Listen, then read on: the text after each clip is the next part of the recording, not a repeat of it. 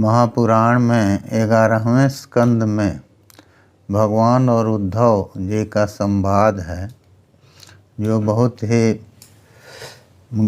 ग्राह्य उपदेशों से भरा हुआ है। तो उसके बारे में चर्चा आरंभ करते हैं। भगवान ने ये कहा कि जब वो वन को जाना चाहे तीसरे आश्रम के लिए, तो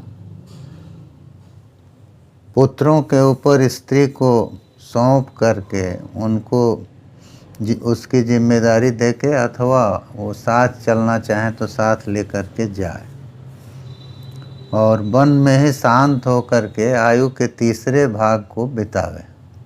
ये दे रहे हैं। कंद मूल फल जो भी वन में उपलब्ध होते हैं, उनसे ही अपनी वृत्ति माने बर्तन का साधन, जो भी हमको खाने पीने की वस्तुएं हैं वो उन्हीं से लें और बलकल आदि धारण करके, अथवा तृण पर्ण अजिन, तृण माने घास फूस और पत्ते और अजिन चर्म, इन सबको शरीर के आच्छादन का साधन बनावे और केस रोम नख और श्मश्रु के मलों को धारण करे,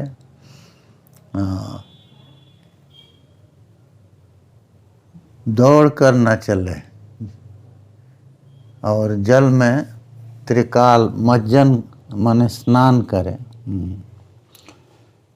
और स्थंडिल पर शयन करे, चबूतरे पर शयन करे। इस तरह से अपना वो समय को बितावे, क्योंकि अन्न भूमि पर ही शयन है। वो स्थंडिल का शयन भूमि का ही शयन है, थोड़ा सा ऊंचा करके और उस भूमि को चबूतरे की तरह बना के और उस पर शयन करे। ये दिया। तप की इच्छा होने पर दिया कि गर्मी के समय में, ग्रीष्म में पंचाग्नि का सेवन करें। पंचाग्नि क्या हुई? चारों ओर से अग्नि जला करके और ऊपर से सूर्य का ताप आ ही रहा है, तो चारों ओर चारों दिशाओं से 4 अग्नि हो गई और एक ऊपर से सूर्य का ताप आया। तो इस तरह से ये पंचाग्नि का सेवन हो गया। और वर्षा में जल में खड़े हो करके और आषाढ़ धारा संपात को, खूब वृष्टि हो रही है तो जल में खड़े हो करके और उसको सहन करे, उसको जल में ही खड़े हो करके उसको समय को अपने बितावे, जप आदि करे। तो ये विधि बतला रहे हैं किस तरह से अपना समय बितावे। ये तप की विधि है। और आकंठ मग्न शिशिरे एवं वृत्तस तपश्चरेत, गर्दन कंठ पर्यंत जल में डूब करके जल में रहे और कंठ से ऊपर का भाग ऊपर रहेगा जल के ऊपर। शिशिर ऋतु में इसको करे। शिशिर के बाद बसंत आता है ना, तो बसंत शिशिर ऋतु जो है वो एकदम शीत का समय है। तो उस समय कह रहे हैं किस तरह से तप का आचरण करे। और अग्निपक्वम समसनीयात काल पक्वम अथापि वा, अग्नि से पका हुआ अन्न आदि फल आदि वो ग्रहण करे, अथवा काल पक्वम कंद मूल जो भी अकाल पक्व जो है, काल से पका हुआ, समय से जो पक जाते हैं फल आदि, उसको भी ले। उलूखलास्म कुट्टो वा दंतो लूखल ये वा। तो अब ये विधि दे दिए कि उलूखल जो है, अथवा ओखल से अथवा पत्थर से कूट करके और उसको खाए, जो कुछ लेना है, अथवा दंतो लूखल, दांत को ही उलूखल बना दे, दांत से ही चबा के खा जाए। तो ये दिया। स्वयं संचुनिया सर्वम आत्मनोवृत्ति कारणम, एक विशेष बात ये कह रहे हैं कि अपनी वृत्ति का कारण जो भी अपने को ग्रहण करना है, जिससे अपने को जीवन निर्वाह करना है, जिससे अपने शरीर को ढकना है, माने शरीर का जो आच्छादन है अथवा जो आवश्यक भोजन की सामग्री है, उन सबका संचय स्वयं अपने ही करना चाहिए। ये दे रहे हैं, दूसरे का लिया हुआ लाया हुआ नहीं लेगा। तो स्वयं संचुनियात सर्वम आत्मनोवृत्ति कारणम देश काल बलाभिज्ञ, लेकिन उसको देश और काल और अपने बल का अभिज्ञ ज्ञान होना चाहिए। तो ये क्यों कहे कि सामर्थ्य तो दूसरे का लाया हुआ तो नहीं ही लेगा, लेकिन देश काल और अपने बल का की जानकारी रखते हुए नाददीत अन्य दाहृतम, जो अन्य काल में लाया हुआ है। एक जगह गए, कहीं बहुत सी सामग्री मिल गई तो उसको ले आके कई दिन के लिए इकट्ठा करके रख लें, ऐसा नहीं ठीक। और एकदम न रखें, वो भी नहीं। इसीलिए देश काल और बल दोनों सबका कहा कि सबकी अपनी जानकारी रखनी चाहिए। तो देश और काल को समझेगा कि अब बहुत कठिनाई से मिल रही है कोई चीज़, तो रख लिया 1-2 दिन का, लेकिन अन्यथा वो न करे, एक बार ही ला करके रख ले बहुत दिनों के लिए, ऐसा नहीं। इसीलिए दिया है नाददीद अन्य दाहृतम, अन्य समय में लाया हुआ जो है उसको अन्य समय में गृहीत न करे, उसका ग्रहण न करे, ये दिया। तो वन्यश्चर पुरोडासैर निर्वपेत काल चोदितान, वन्य जो चरु हैं, वन में उपलब्ध जो भक्षणीय वस्तुएं हैं, और वन्य जो पुरोडास हैं, उनके द्वारा अपना वो जो भी जिस काल में जो भी कर्म विहित है उसको करे। न तो श्रौतेन पशुना माम जजेत वनाश्रमी, लेकिन पशु से हमारा जजन न करे। भगवान कृष्ण उद्धव से कहते हैं कि जो वनाश्रमी है, जो वन को ही अपना आश्रम बना चुका है, जो वन में इस समय विश्राम कर रहा है, आयु के भाग को बिता रहा है, वो पशुओं के द्वारा हमारा जाग न करे, ये देते हैं। अग्निहोत्रंच दर्शश्च पूर्णमासश्च पूर्ववत, कह रहे हैं कि उसको जो भी करना है, अग्निहोत्र कर रहा है, और दर्श पूर्णमास यज्ञ होता है, दर्श अमावस्या को और पूर्णिमा को किया जाने वाला यज्ञ, तो कह रहे हैं कि उसको अग्निहोत्र, दर्श और पूर्णमास, इन सबको जो है पूर्ववत गृहस्थाश्रम में जैसे कर रहा था वो इसे वो करे। लेकिन चातुर्मास्यानि च मुने है आमनातानि च नैगमयि, और चातुर्मास्य व्रत जो है वो भी कह रहे हैं कि उसको करना चाहिए। तो चातुर्मास्य व्रत क्या है?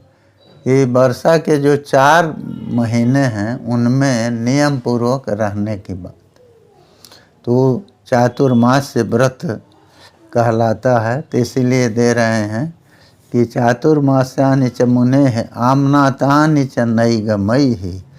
नैगम लोग जो हैं, माने वेदवादी लोगों ने अग्निहोत्र, दर्श, पूर्णमास और चातुर्मास्य व्रत इसको बतलाया है कि करना चाहिए वनाश्रमी को भी। ये तो अब ये कहें कि ये सब किस लिए है? भगवान का मनन करके, भगवान का ध्यान करके उनकी प्राप्ति के लिए वन में आया है। तो इस कर्म को करेगा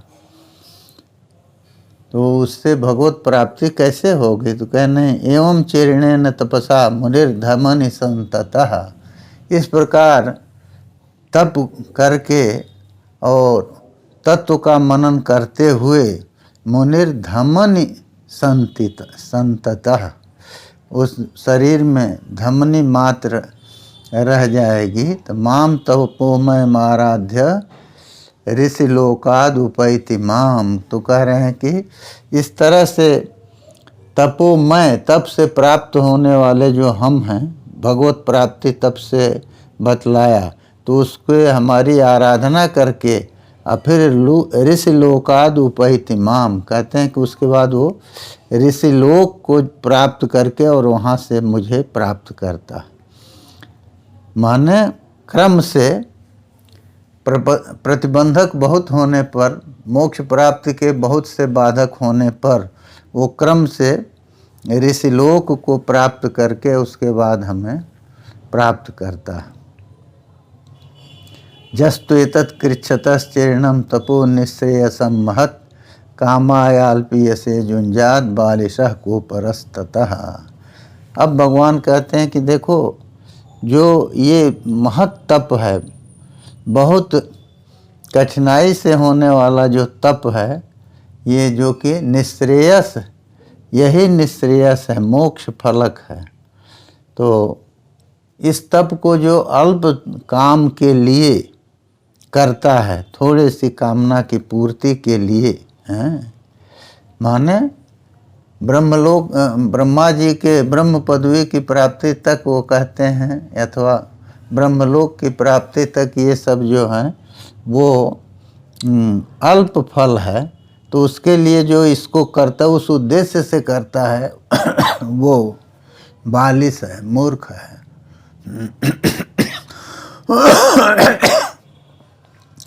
तो शरीर धीरे धीरे शिथिल होगा, तो उसके लिए कहते हैं जब वो नियम में अकल्प हो जाए, माने अपने नियमों का पालन करने में असमर्थ हो जाए, और जरया जात बेपथु, और जरा अवस्था से, वृद्धावस्था से शरीर में कंपन को प्राप्त करने लगे, तो आत्मन्य अग्निम समारोप्य मच्चित्तोग्निम समाभिषेत।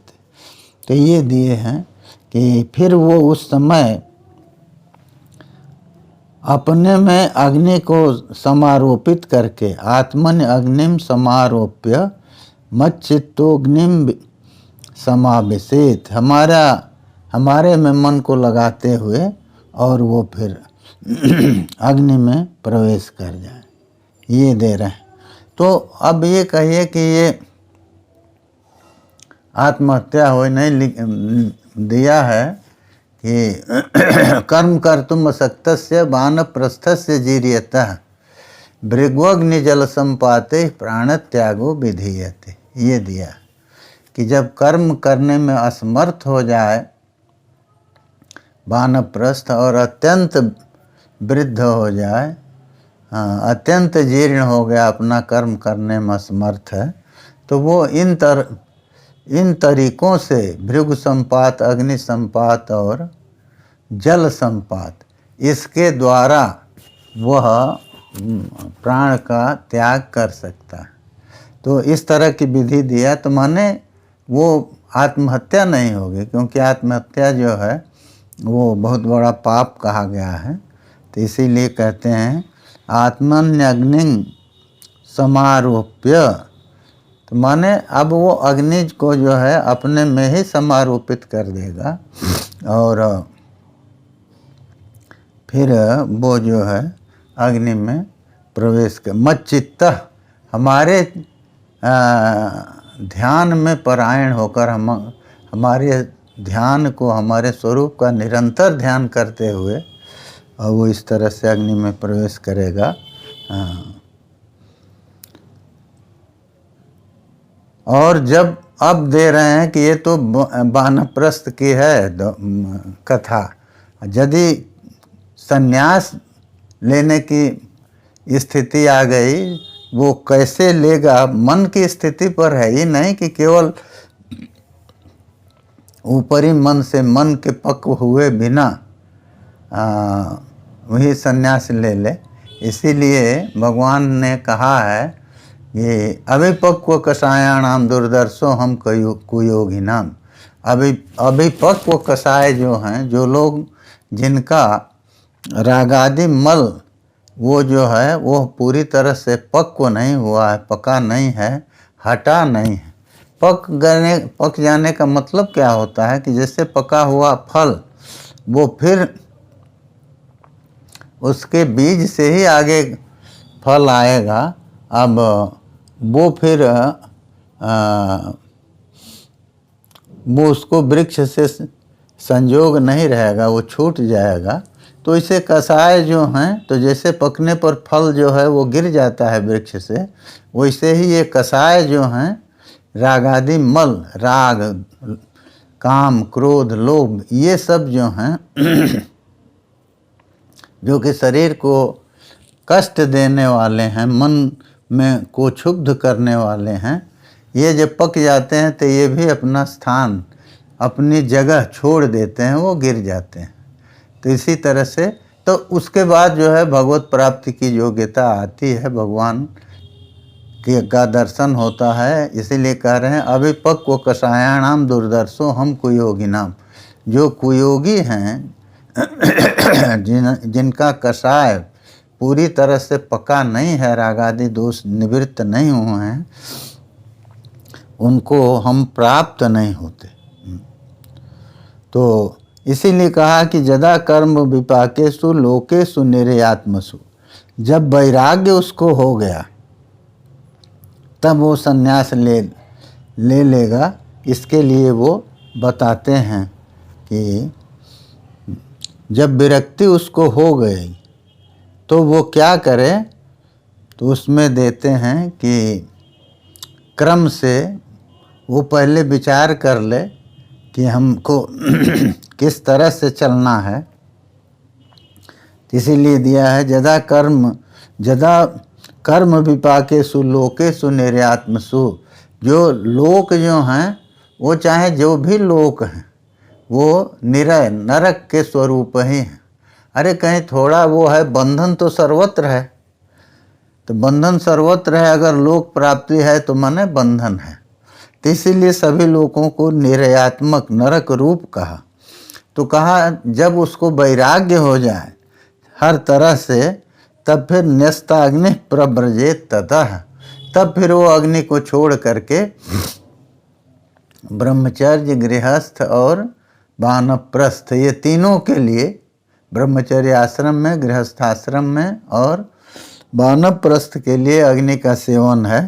तो उसके बाद वो जब एकदम सभी लोगों से उसको वैराग्य हो जाएगा तो अग्नि को छोड़ करके फिर वो संन्यास ले लेगा। और फिर वो क्या करेगा, तो उपदेश के अनुसार, इष्ट्वा यथोपदेशम माम, कहते हैं कि उपदेश के अनुसार श्रद्धा। तो यथोपदेशम का क्या मतलब है, कहते हैं कि प्रजापत्य इष्टि के द्वारा अथवा श्राद्धाष्टक पूर्वक, तो श्राद्ध आदि करते हुए हमारी पूरी तरह से आराधना करके, हमारा यजन करके फिर वो संन्यास लेगा। तो इष्ट्वा यथोपदेशम माम, तब दत्वा सर्वस्व मृत्युजे, और फिर वो सर्वस्व दान कर देगा ऋत्विक को। तो अब उसके बाद वो संन्यास ले लेगा। अग्निन स्वप्राण आवेश्य निरपेक्ष परिव्रजेत, तो वो पारिव्रज्या करेगा निरपेक्ष हो करके। और जब तक उसके मन में अपेक्षा का भाव है तब तक वो पतन संभावित है उसका। इसलिए निरपेक्ष हो जाए जब, तब फिर वो परिव्राजक धर्म का पालन करे। तो परिव्राजक धर्म का पालन करेगा तो देते हैं कि विप्र से वै संन्यसतो देवादारादि रूपिणः विघ्नान कुर्वन्ते अयं ह्यस्मान् आक्रम्य समियात् परम। कह रहे हैं कि विप्र जो है जब संन्यास लेता है, ब्राह्मण जब संन्यास लेता है, तो संन्यास सम्यक्तया न्यास है, सम्यक्तया निशेषेण पूर्णतया, आसनम दूरीकरणम क्षेपणम, सब कुछ जो है मन से सभी फलों का त्याग कर देगा, सभी प्राप्त स्थानों का त्याग करेगा, तब वो परिव्रजित, फिर वो संन्यास लेगा। तो जब संन्यास लेता है तो उस समय देवता जो हैं वो विघ्न करते हैं। देवादारादि रूपिण विघ्नान कुरु, तो देवता जो हैं वो जो कि स्त्री आदि के रूप में हैं, तो वो विघ्न करते हैं कि ये तो अब हम लोगों को छोड़ करके हमारे ऊपर पर पद को प्राप्त करेगा, माने परमात्मा को ये प्राप्त करेगा। तो खैर वो संन्यास तो उसको लेना है, तो वो यदि ले लिया, क्योंकि उसके मन की स्थिति है। देखिए ये कोई बाह्य धर्म तो है, वो आचार के लिए है, सूचना के लिए है कि ये सन्यासी हैं, तो उसके लिए वो बाह्य जो कुछ सन्यासी के सूचक वस्त्र आदि हैं, दंड आदि हैं, उनको तो उनका धारण वो करेंगे, लेकिन वास्तविक सन्यास तो उनका मन से ही है। इसीलिए दिया है कि निरपेक्ष जब हो जाए तब हो जाए। निरपेक्ष हो गया तब बचा क्या, माने जिसके मन से अपेक्षा निकल चुकी है कि ये आएगा तो ये होगा, ये होगा तो ये होगा, वो तो विप्रत से वही संन्यासतो देवादारादि रूपिण विघ्नान कुर्वन्त अयम ह्यस्मान आक्रम्य समयात् परम। अब ये देते हैं कि यदि मुनि हो गया तो 2 कल्प है, उसमें संन्यास ले लिया तो सबका त्याग किया, वस्त्र का भी त्याग कर दिया, तो वो वस्त्र आदि को भी छोड़ देगा और फिर बलकल आदि धारण करके या अन्य जो शरीर के आच्छादन के साधन हैं, केले का पत्र है या अन्य चीज़ें हैं, उनसे वो शरीर का आच्छादन करेगा, ढकेगा शरीर को। तो लेकिन ये दिया है कि यदि वो बास का माने वस्त्र का धारण करता है तो कौपीनाच्छादनम परम, कौपीन का आच्छादन, ये कौपीन रूप आच्छादन यही परम श्रेष्ठ है। माने कौपीन लंगोटी जो है उतना वो धारण करेगा।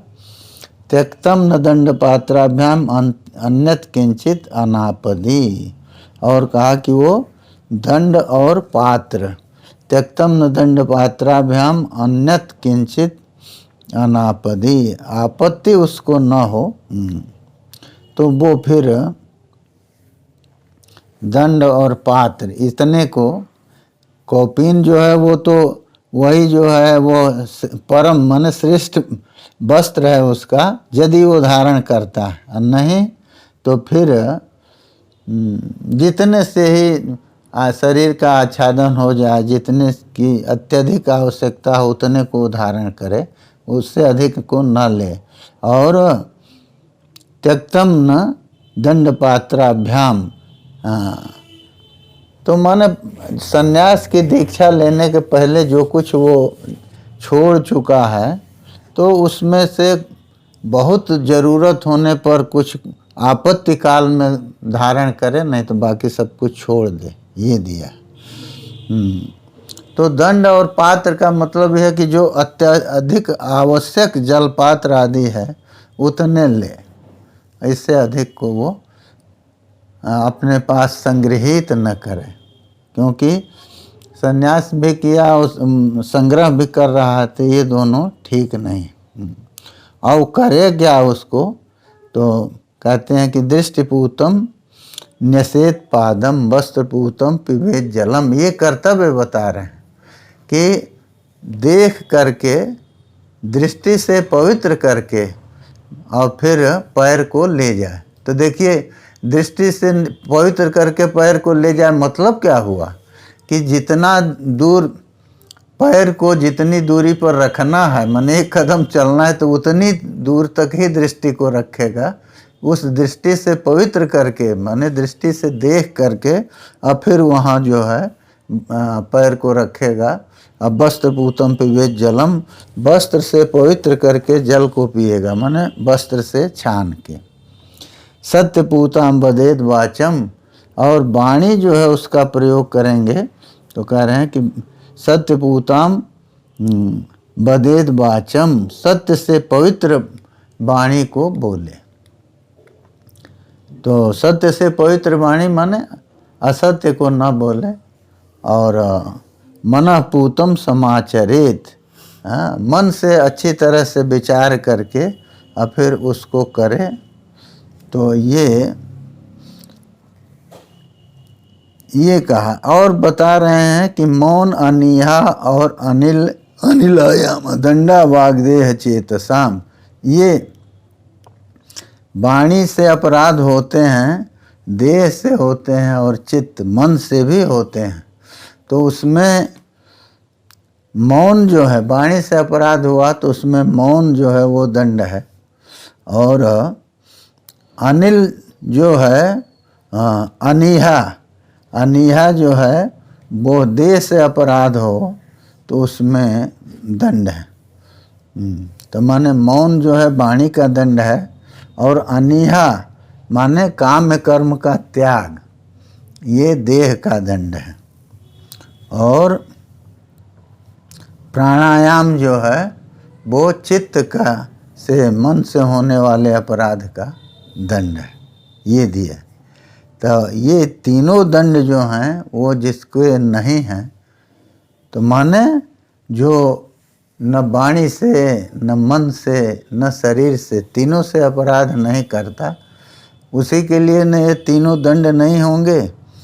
तो जो जिसको ये तीनों दंड जिसके लिए नहीं हैं, तो वही जो हो वही जति है, वही सन्यासी है। केवल सन्यास का दंड धारण करने से वो जति नहीं होता। ये दिया।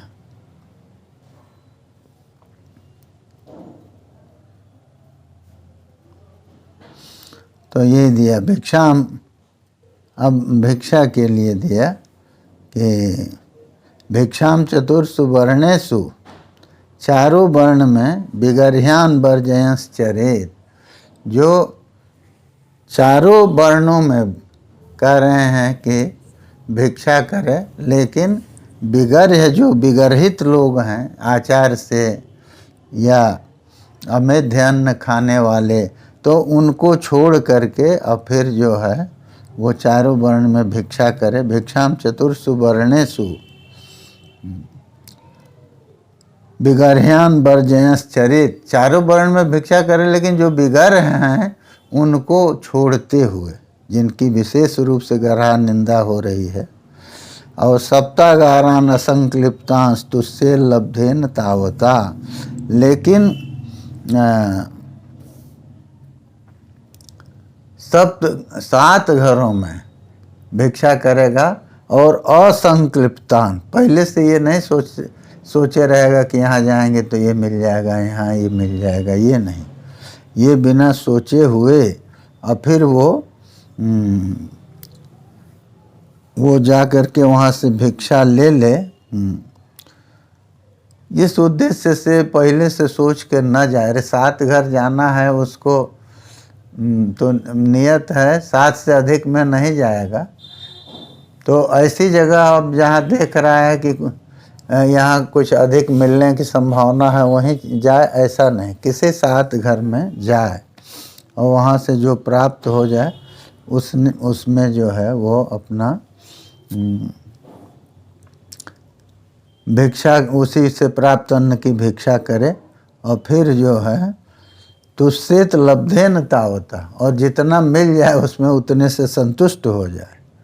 बहिर्जलाशयं गत्वा उपस्पृश्य वाग्जतः, और कह रहे हैं कि फिर भिक्षा लेकर गांव के बाहर चला जाए जलाशय में, तो वहाँ जा करके और क्या करे, उपस्पृश्य वाग्जतः, वहाँ जा करके और आचमन करके मौन हो करके और फिर वहाँ पावितम प्रोक्षणादिभिः शोधितम विभज्य पावितम शेषम भुंजीता शेष माहितम। तो विभज्य पावितम शेषम कह रहे हैं कि जल छिड़क करके और उसके द्वारा शुद्ध किए गए अन्न को भुंजीत, वो खा ले। तो ये है कि मधुकरी वृत्ति से यदि वो मांगा हुआ अन्न है तो उसको विभाग करके खाए और बिना मांगे हुए जो मिल जाए उसको ना मांग करके ले आवे और उसको खाए।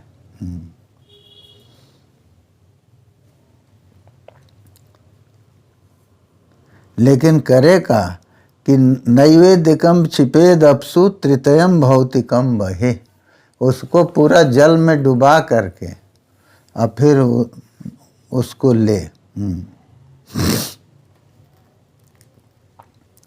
तो ये दिया है।